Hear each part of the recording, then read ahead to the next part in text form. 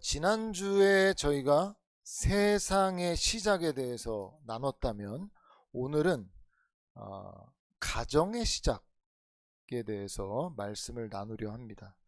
그래서 이 중에는 가정을 이루고 계신 분들도 있고 아직 미혼이신 분들도 계시는데, 가정을 이루고 계시는 분들은 가정에 적용을 해보시면 될 것 같고, 그리고 아직 결혼을 하지 않으신 분들은 가정이 이렇게 되어야 하는 거구나, 이런 사람을 배우자로 맞아야 하는구나, 내가 이렇게 준비해야 되는구나, 이런 마음으로 아마 설교를 들으시면 되지 않을까 싶습니다. 제가 요새 그 프로를 열심히 시청해서 그런지 몰라도 세상에 아픈 가정들, 참 어려움을 겪고 있는 가정들이 참 많구나, 또 많겠구나, 이런 생각을 참 많이 하게 됩니다. 근데 세상에서 그런 문제가 생기면 보통 사회학적 도움이나 심리적 도움을 통해서 이제 그런 가정의 문제를 좀 해결한 바다 보고자 하지만, 실상 가정의 회복이라는 게 사회 이론만으로 이루어지는 게 아닙니다. 여러분, 건물에 어떤 문제가 딱 생기잖아요. 그럼 많은 사람들이 수리를 하러 오는데 궁금해하는 게, 이 집 누가 이거 지었는지 모르겠네, 이런 거 궁금해해요. 왜냐하면 집의 설계가 어떻게 됐는지를 알아야 명확하게 그 문제를 찾아서 고칠 수가 있는 건데 미봉책이 된다는 거죠. 여러분, 그래서 건물에 문제 생기면 설계자가 그 건물을 가장 잘 알고 고칠 수 있듯이, 가정의 문제도 가정을 설계하시고 시작하신 분, 그분의 목적과 의도를 알아야 그 가정의 문제를 잘 해결할 수 있는 거예요. 오늘 본문 18절을 한번 보세요. 거기 보면 가정이 생겨난 이유가 나와요. 이유. 18절에 보면 뭐라고 되어 있죠? 같이 한번 읽어볼게요. 시작. 여호와 하나님이 이르시되 사람이 혼자 사는 것이 좋지 아니하니 내가 그를 위하여 돕는 배필을 지으리라 하시니라. 자, 가정이 생겨난 이유가 뭐예요?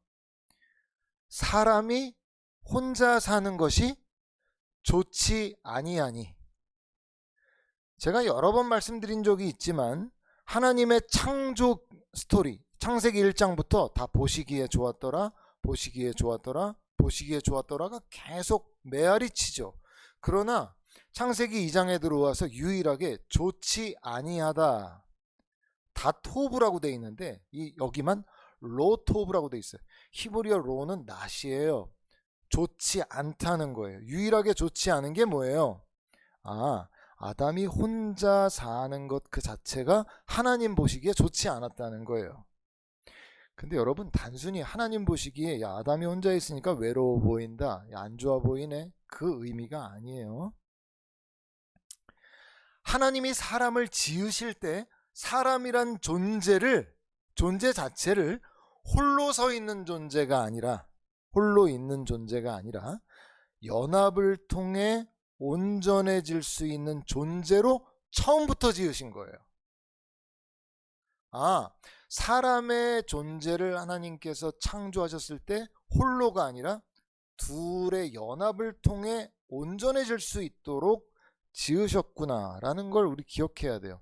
이에 대한, 그러니까 왜 이 연합을 꼭 이렇게 이루어서 창조의 질서를 세우려고 하셨냐라는 거에 대한 답이 창세기 1장 26절에 나와요. 거기 보면 이렇게 써져 있어요. 하나님께서 말씀하시는 거예요. 우리가 우리의 형상을 따라 우리의 모양대로 사람을 만들고, 이렇게 돼 있어요. 남녀의 연합의 근원이 어디로부터 오냐? 성부, 성자, 성령, 삼위일체 하나님의 그 온전한 연합으로부터 기인하는 거예요. 사람은 성부, 성자, 성령 하나님의 그 삼위일체 하나님의 온전한 연합, 그렇게 존재하시는 하나님을 닮은 존재이기 때문에 하나님은 남자와 여자를 그냥 각각의 존재가 아니라 그들이 연합함을 통해 온전함을 이룰 수 있는, 그래서 그런 의미에서도 하나님을 닮은 존재로 이 땅 위에 지어진 거예요. 그래서 그냥 우리가 누굴 사랑해서 결혼한다는 이런 그 결혼이요, 단순히 그냥 육체적 결합 이상의 것을 의미한다는 거 여러분 알아야 돼요. 그 남자와 여자가 각각 그냥 독립된 존재인 것 같은데 결혼, 그 연합을 통해서 영과 혼과 육의 모든 면에 있어서 연합을 이루는 거예요. 근데 여러분, 많은 세상의 가정들이 여러분 보시기엔 다 해피하고 행복하고 잘 사는 것 같으세요? 어떠세요? 가정들 안에 들어가서 다 스토리들 들어보면 엄마들 모임들 만나면은 뭐 가정마다 말이죠. 다 나 너무너무 행복해요. 다 그래요? 네? 우리 아빠들 뭐 남자들 모임 만나면 다 너무너무 행복해요. 막 그래요? 세상에 있는 가정들이 막 너무 막 좋아서 막 못 살겠고 막 이래요? 막 행복하다 그래요? 많이 아파하죠. 아파하죠. 왜 그럴까요? 원리를 모르니까. 결혼이 무엇인지, 왜 연합을 이루어야 되는지, 어떻게 연합을 이루어야 되는지, 결혼을 통해 이루실 하나님의 목적은 생각하지 않고, 그런 진정한 결혼의 목적은 준비하지 않고 결혼식만 준비해. 얼마나 화려하게 결혼식이, 우리 결혼식은 달라, 이렇게 특별한 이벤트가 있는 결혼식, 우린 이런 결혼식을 했다 막 이러면서 막 결혼식에 모든 에너지를 쏟죠. 막상 결혼해서 살아봐요. 결혼 생활이 실제죠. 근데 결혼식에 그렇게 애를 써요. 결혼 생활은 어떻게 하는 거지? 연합은 어떻게 하는 건지? 사랑을 어떻게 하는 건지? 여러분, 사랑을 배워야 한다는 거 아세요? 목사님, 사랑은 그냥 마음 딱 통하면 사랑하는 거지, 뭘 사랑을 배웁니까? 자연스럽게 되는 것을? 그런 생각이 드세요? 그럼 가정들이 다 행복하게요? 막 사랑이 넘치게요? 사랑을 배워야 한다는 것도 모르고 배우지도 않고 배우려 하지도 않으니까 가정이 평안하기가 어렵죠. 왜 사랑하는 법을 배워야 되냐면 남녀의 연합에 있어서 그 근본이, 연합을 이루는 그 중심에 사랑이 있기 때문에 그렇거든요. 연합을 잘 이루려면 사랑하는 법을 배워야 연합을 할 수가 있는 거예요. 여러분 그냥 밖에 나가서 이제 막 서로에 대한 막 사랑이 막 뿜뿜한 그 남녀 커플에게 왜 결혼하려고 그러세요? 그럼 뭐라고 답변하겠어요? 뭐 예? 바로 탁 튀어나오는 답변. 사랑하니까 결혼하죠. 예, 이렇게 얘기하지 않겠어요? 그들이 말하는 사랑이 뭘까요? 세상이 말하는 사랑이 뭐예요? 이 중에 결혼하신 분들 사랑해서 결혼하셨죠? 속으로만 답변하세요. 사랑해서 결혼하셨죠? 아니에요? 여러분이 생각한 사랑이 뭐예요? 말로 하지 말고 속으로 한번 말해보세요. 사랑해야 결혼한다고 하잖아요. 사랑이 뭐예요? 한번 답변해 보세요. 사랑이 뭔지. 일반적으로 세상에서 사랑이라고 그러면 뭘 얘기하는 것 같아요? 설레임, 같이 있고 싶은 마음, 열정, 너만 보여, 뭐 이런 거. 너가 없으면 죽을 것 같아, 뭐 이런 거. 뭐 이런 마음, 감정적인 면을 주로 집중해서 사랑이라고 생각하잖아요. 여러분, 근데 우리가 사랑을 이런 걸로만 이해한다면 우리 자신을 얼마나 격화시키고 있는 건지 알아야 돼요. 사람 수준을 얼마나 격화시키고 있는 거냐. 왠지 아세요? 여러분, 저 자연에 있는 동물들도요, 짝짓기 시즌이 되면 특유의 신호를 보냅니다. 상대한테. 왜냐하면 몸에서 호르몬이 일어나서 가만히 안 두거든요. 하나님께서 다 그렇게 넣어두신 거예요. 종족 보존을 하라고. 그러면 짝짓기 시즌이 되면은 호르몬이 막 일어나고 그 서로에 대한 막 구애 활동을 해요. 그 동물의 세계 안 보셨어요? 뭐 막 이상한 막 행동, 갑자기 잘 지내던 애들이 이상한 행동을 하잖아요. 그 짝짓기 시즌이 된 거예요, 걔네들이. 그러면 짝짓기를 하거든요. 여러분, 남녀가 만나서 연애를 하면은 호르몬이 분비된다는 사실 아시죠? 이건 너무 많이 들어서 아시잖아요. 이게 얼마나 간다 그래요, 보통? 예? 예, 2, 3년 간다 그래요. 2, 3년 간다 그래. 그러면 우리가 인간으로서 우리가 사랑이 뭐냐고 묻는데 그 사랑이라는 게 고작 우리 안에 일어나는 뭔가 호르몬으로 말미암은 뭔가 나타나는 감정의 변화를 가지고 이게 인간은 사람의 사랑이라고 할 것 같으면 저 자연에 있는 동물들과 사람의 사랑이 뭐가 그렇게 다르냐라는 거예요. 너무 이거 자존심 상하는 일 아니에요. 우리 사랑이 저 자연에서 막 이렇게 뛰면서 막 짝짓기 시즌이 돼가지고 막 이러고 있는 동물들하고 우리도 막 호르몬이 일어나서 막 상대를 보면 하트가 생기고 이게 사랑이라고 할 것 같으면 우리의 수준이 그런 사랑이라면 이거 너무 자존심 상하는 일 아니에요. 인격이라는 게 있는데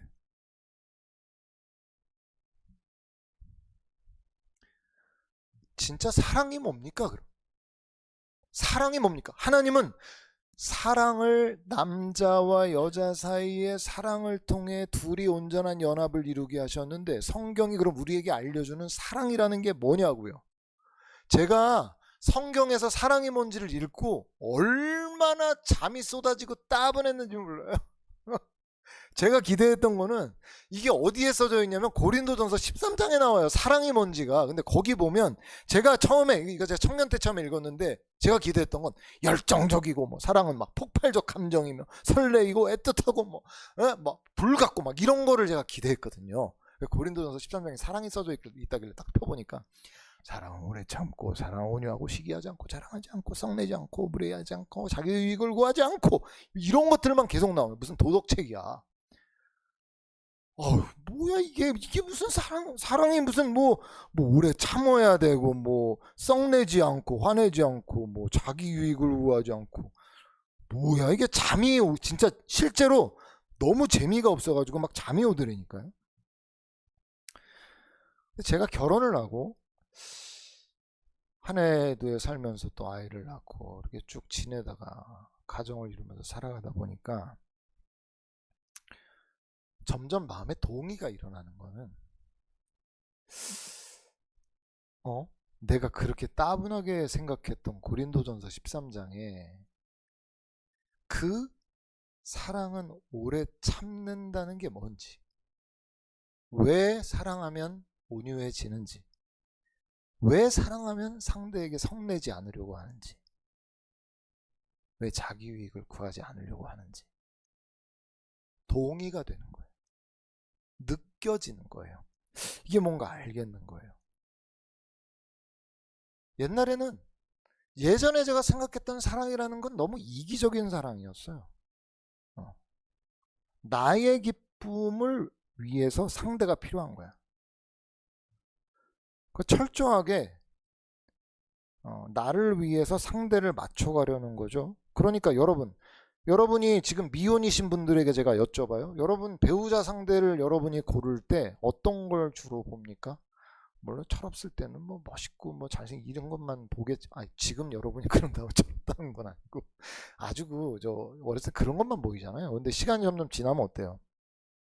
나한테 잘해주고 뭐 자상 이런 게 나오죠. 점점점 뒤로 가면 갈수록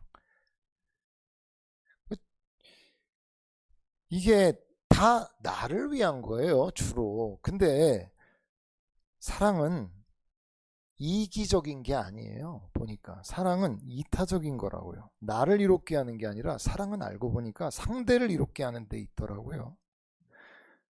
그래서 결혼하고 얼마 안 돼서 싸우는 이유는 다 똑같아요. 어느 가정이든 다 이유는 똑같아요. 어쨌든 네가 나 사랑한다 해놓고 왜 너 네 유익만 찾냐는 거예요. 네. 네? 배우자 상대로 싸워서 이겨서 상대가 울고 있으면 기분이 어때요? 오케이 오늘 내가 승리하는 날이야 내가 하면서 샴페인 터뜨리고 막 기뻐요. 막 하하 내 이겼어 이래. 자기도 괴롭지. 그렇게 해놓고 자기도 괴로워. 내가 나의 유익을 구하고 내가 기분 나쁘니까 내 마음을 이렇게 쏟아놓고 내가 이겼다는데 왜 기분이 더 안 좋죠? 내가 사랑하는 존재를 그렇게 고통스럽게 했다는 것 때문에 나한테도 괴로움이 옵니다.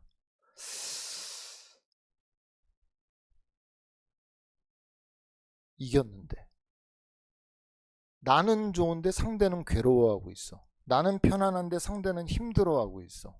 나는 좋은데 상대는 그렇게 어려워하고 있다면 점점 그런 생각이 드는 거죠.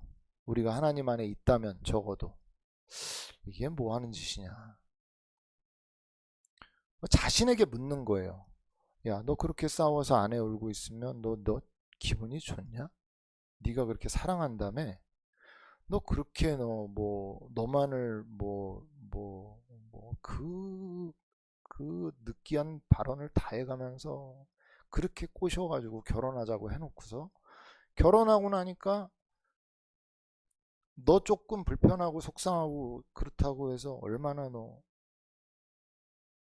분노를 쏟고 말이지. 그렇게 너 해서 상대를 그렇게 고통스럽게 만들어 놓고 좋냐? 그냥 마음에 괴로움이 찾아오는 거야. 이게 뭐냐? 아니 그렇게 사랑한다 놓고 그럼 사랑이 뭐길래? 그래서 제가 여쭤본 거예요. 사랑이 뭐길래?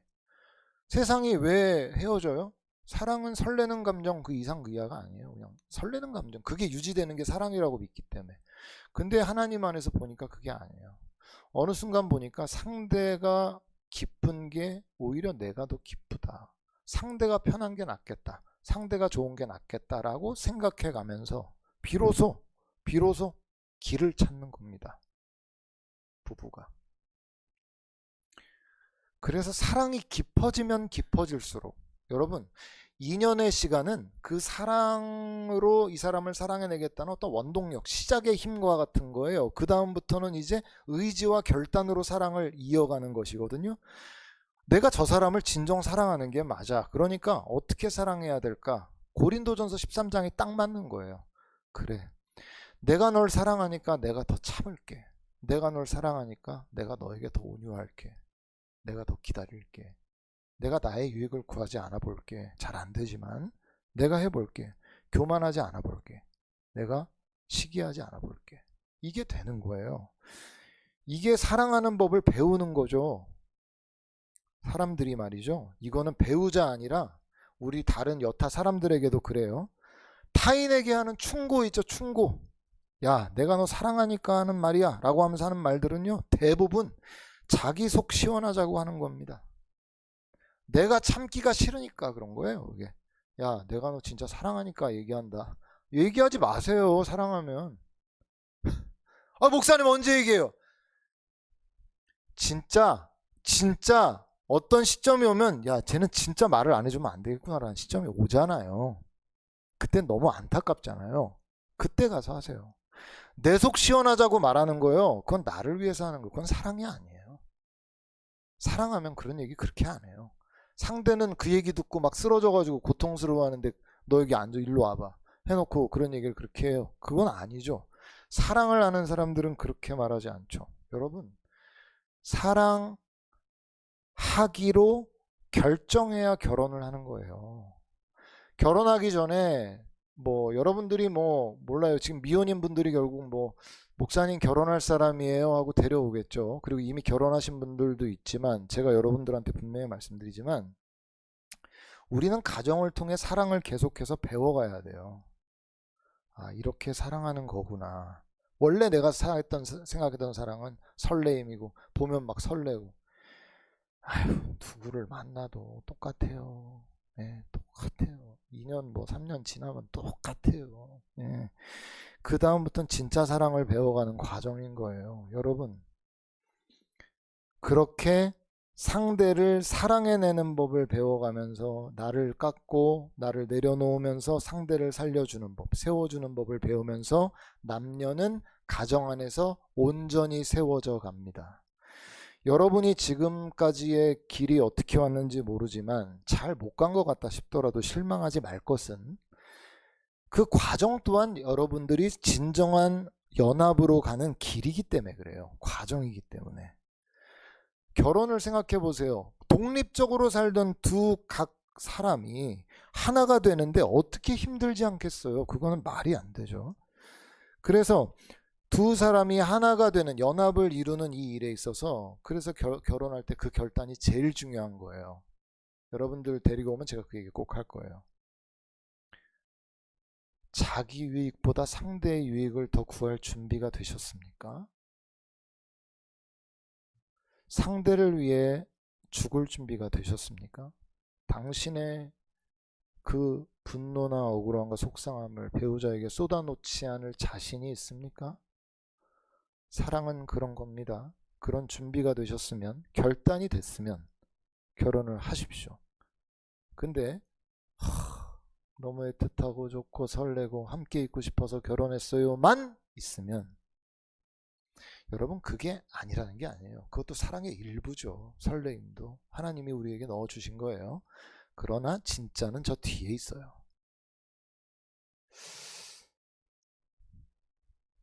이게요, 가정 안에서 훈련이 되면서 완전함을 이루고요, 이러한 가정들이 세워진 사람들이 교회 안에서 사랑을 해내는 법을 그리스도 안에서 발견하는 거예요. 여러분 잘 보세요.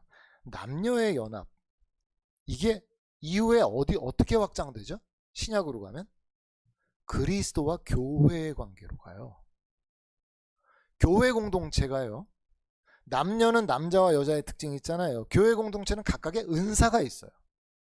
다르잖아요. 우리가 다 모습이. 근데 교회 공동체가 그리스도 안에서 한 몸을 이루잖아요. 우리가 다 각자가 다른데 부부의 연합이 보여주는 원형이에요. 우리가 교회를 이룰 때도, 그래서 가정 안에서 부부의 연합을 잘 이루는 사람은 교회 안에서 교회의 연합을 잘 이루어갈 수 있어요. 근데 가정 안에서 연합을 잘 이루지 못하는 사람은 교회 안에서도 연합이 잘 안 돼. 아직도 너무 독립적일 수 있어. 근데 가정이 나를 훈련시켜줘요. 그럼 가정에서 훈련을 더 받죠. 와요. 교회 안에서 훈련되어져 와요. 거꾸로 교회 안에서 훈련이 되어진 사람이 결혼을 하면 그 훈련된 것으로 아내를 섬기는 것이 잘 돼요. 남편을 섬기는 것이 잘 돼요. 여러분, 이 연합의 비밀을 여러분이 알고 사랑하는 법을 배워야만 여러분의 가정이 온전하게 세워져 갈 수 있어요. 그래서 하나님께서는 아담을 깊이 잠들게 하세요. 그래서 아담의 갈빗대를 취해서 살로 채우시고 돕는 배필로 지으셨어요. 여기에 수면 마취의 기원이 나와요. 이게 바로 여러분 최초의 수면 마취. 그래서 이걸로 여자를 만들고 데려왔어. 그래서 아담이 마취해서 딱 깼어요. 깨서 하와를 딱 보니까 진짜 신비롭게도 나와 같은 본질인데 다른 모습을 한, 다른 특징을 가진 존재가 있는 거예요. 그를 보고 깊은 사랑을 느낍니다. 그래서 그 놀라운 사랑의 고백, 느끼한 고백을 하지 않습니까? 당신은 내 뼈 중에 뼈요, 살 중에 살이라, 이러면서 로맨틱한 표현하잖아요. 그래서 하나님은 이 돕는 배필로 여자를 세워서 아담에게 데려오신 거죠. 근데 많은 사람들이 이 돕는 배필이라는 단어를 자기 마음대로 해석을 해서 여자는 남자를 돕는 배필이니까 서브하는 존재야, 이렇게 생각하시는데 엉터리 방터리 해석이죠. 왜 이게 엉터리 방터리 해석이냐면요, 돕는 배필이라는 단어의 원어가 뭐냐면 네게드라는 단어하고 에제르라는 단어거든요. 이거 원어 해석하면 무슨 뜻이냐면 다른 편에서 나를 돕는 자, 이런 뜻이에요. 다른 편에서 나를 돕는 자, 이런 뜻인데 여기에 나오는 이 에제르라는 단어가 어디에 쓰이냐면요, 여호와는 나의 도움이시다 라고 할 때 그 도움이시라가 에제르예요. 그러니까 어떻게 돕는 거예요? 돕는 배필이, 나의 배우자가 나를 어떻게 돕는 거예요? 하나님께서 우리를 도우시고 온전하게 세워주시는 것처럼 아내가 남편에게 대해서 하나님처럼 그 존재를 완전하게 해주는 존재로 서 있는 거예요. 그래서 아내가 남편의 말을, 남편은 아내의 말을 잘 경청해야 되는 이유가 자기는 못 봐. 배우자가 보고 있는 거예요, 그거를. 그래서 상호 보완이 이루어지면서 온전히 가는 것이기 때문에 서로가 서로에게 대해서 하나님께서 이 세상에서 주신 최고의 선물임을 알고 서로 잘 존중하고 사랑하고 연합을 잘 이루어야 돼요. 하나님 주신 최고의 선물이거든요. 여기에 쓰인 네게도라는 단어가 반대편, 상대편이라는 뜻이거든요.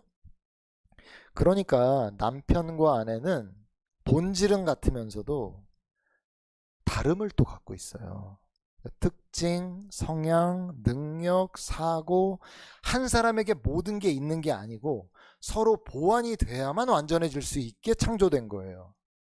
그래서 우리가 나랑 맞는 사람을 만나야 되는데 라고 하면서 자기랑 비슷하고 똑같은 사람 만나면 그게 좋은 게 아니에요. 그냥 닮은 사람끼리 만나서 편안하게 살라고 가정을 주신 게 아니고 나에게 부족하고 내가 없는 부분들을 배우자를 통해서 채우고 연합을 이루어서 온전하게 되도록 설계하신 것이 가정이에요. 그러니까 남녀 사이에 기질 차이가 나고 때로는 뭐 여러 부분에 있어서 다 차이가 나는 거예요. 심리학자 칼 융이라는 분이 있어요. 근데 이분이 남성성에 대해서 뭐라고 얘기했냐면 돌파하는 화살이라고 남성을 그렇게 비유했어. 남자는요, 목표를 향해서 집중해서 달려가는 추진력과 체계, 이게 남자의 강점이에요. 남자가 갖고 있는 건 논리와 합리거든요.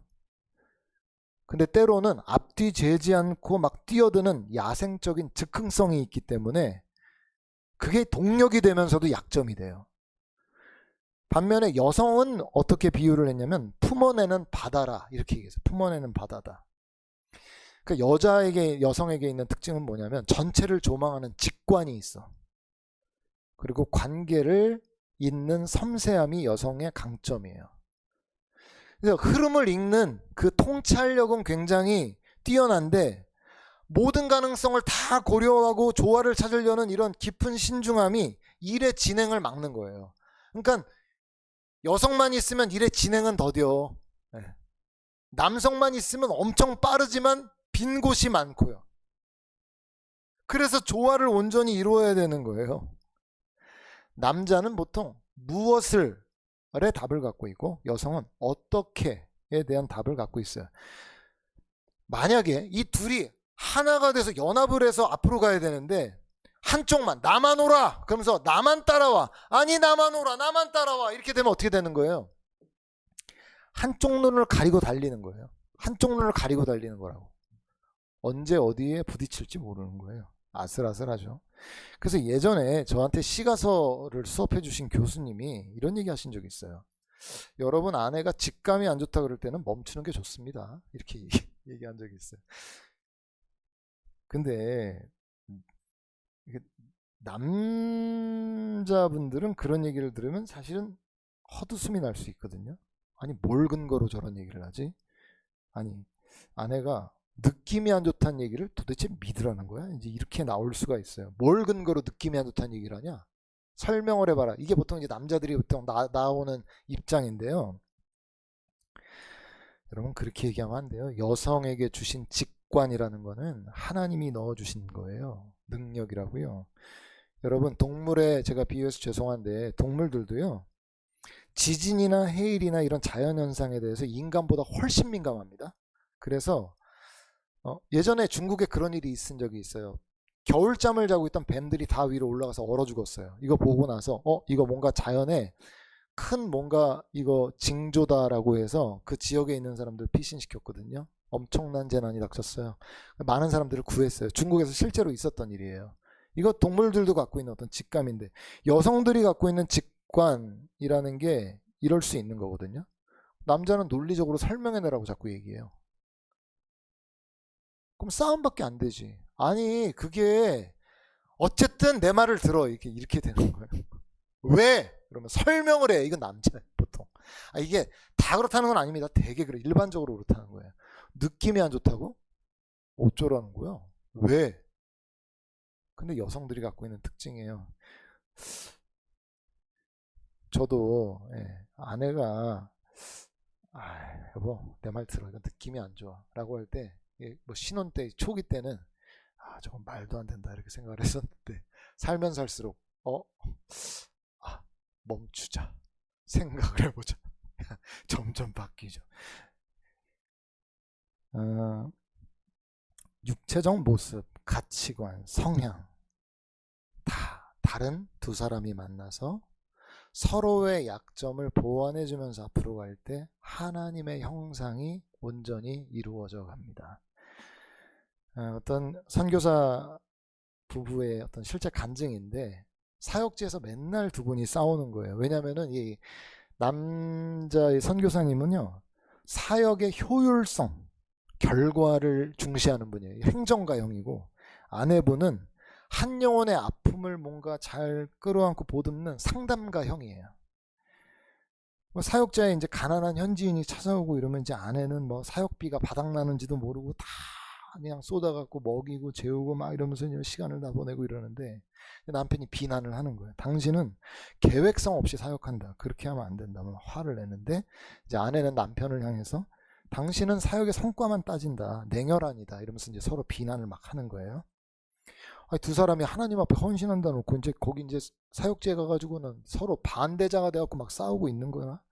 갈등이 막 극에 달했어요. 근데 이제 상담을 받는데 이 창세기 2장 본문을 통해서 원리를 발견한 거예요. 왜 하나님께서 전혀 다른 두 사람을 붙여주셨는지.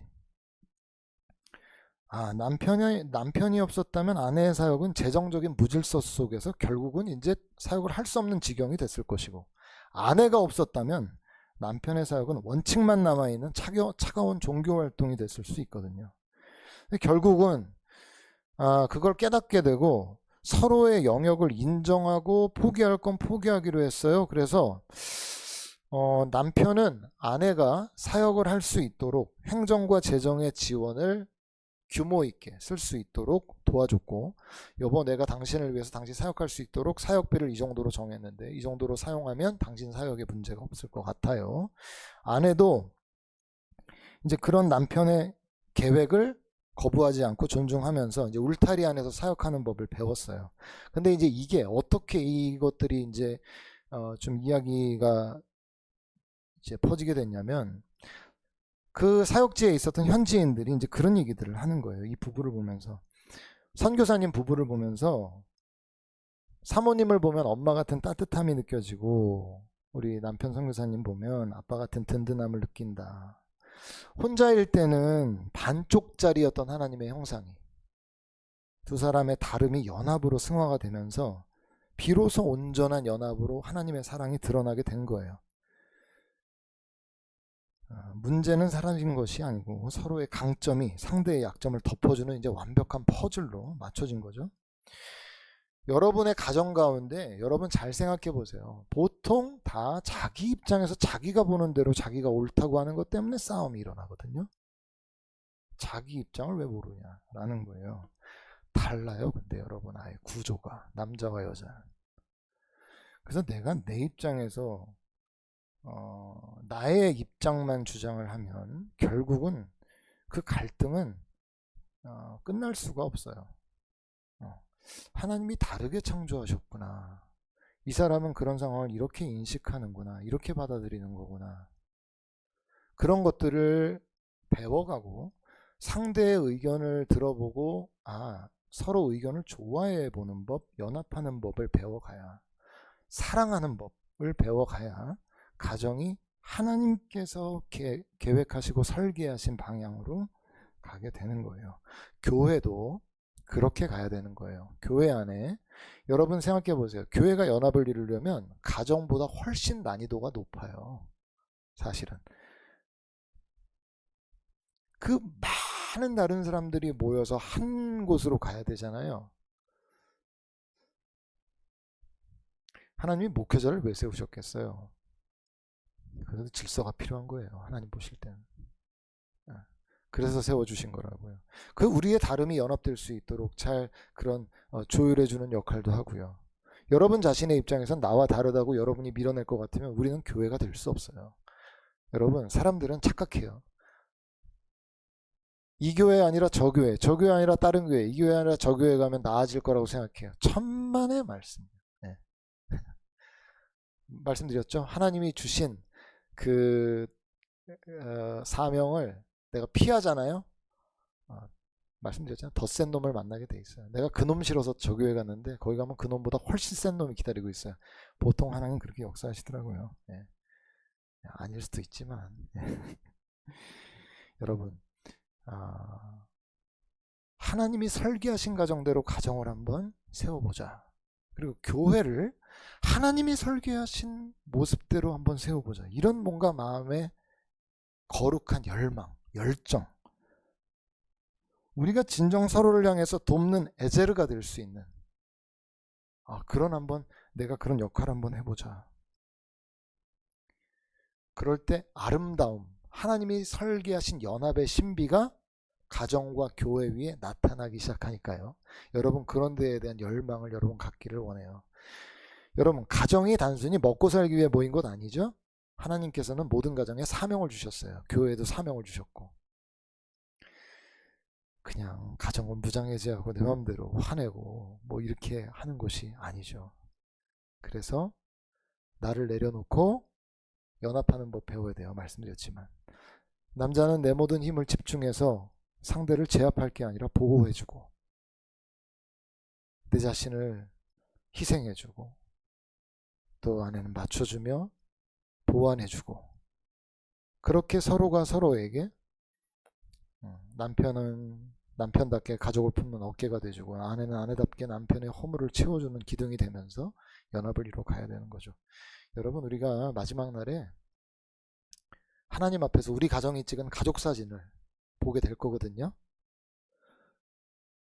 하나님이 뭘 보실까요?